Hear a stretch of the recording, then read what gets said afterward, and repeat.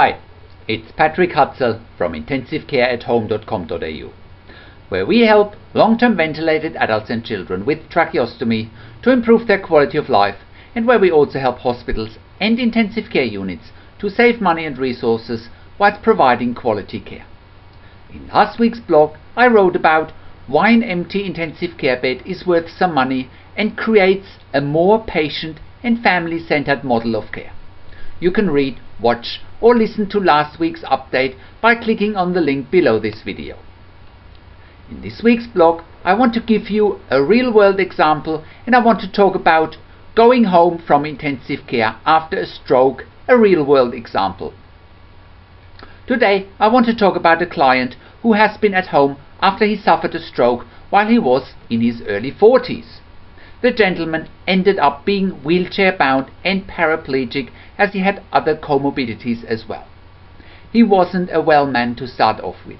However, the stroke made things worse, and he ended up in intensive care for a couple of months after the stroke hit him.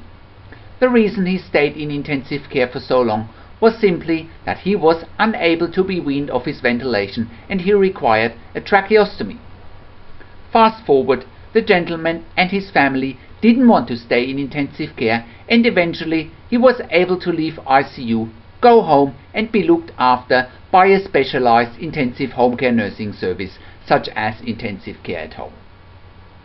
The alternative would have been an even longer stay in intensive care, and as you can imagine, the client and their family were very pleased with going home. The intensive care unit was fully supportive of this man going home, as they didn't want to leave him in ICU for any longer, since specialized intensive home care nursing services have become a reality and they were able to take over the care of this man. The intensive care unit could also see what home care can provide to their patients and families, whilst they could use the empty bed for a more acute admission. After the gentleman had been transferred home, a daily routine to the man's and his family's liking could be established. He was now also able to get a good night's sleep, since he was in a quiet and peaceful environment and not in a noisy, stressful and busy intensive care environment. Him and his family knew that by having 24/7 care with critical care trained nursing staff had given them more quality of life and choice. After about 3 months being at home, the gentleman finally came off his antidepressants, as his mood and his spirits had improved massively, since him and his family were able to direct his care with the help of the critical care nurses from the intensive home care nursing service. Furthermore, he was then able to recommence work from home on his laptop. Imagine the alternative would have been to stay in intensive care. Think about it. By keeping long-term ventilated adults and children in intensive care, we are not giving them the opportunity to develop and play to their strengths. By keeping them hospitalized for too long, we diminish and inhibit their potential. The same applies to their families. By keeping their loved ones in intensive care for longer than necessary, they are suffering as well. They are usually putting their lives on hold too.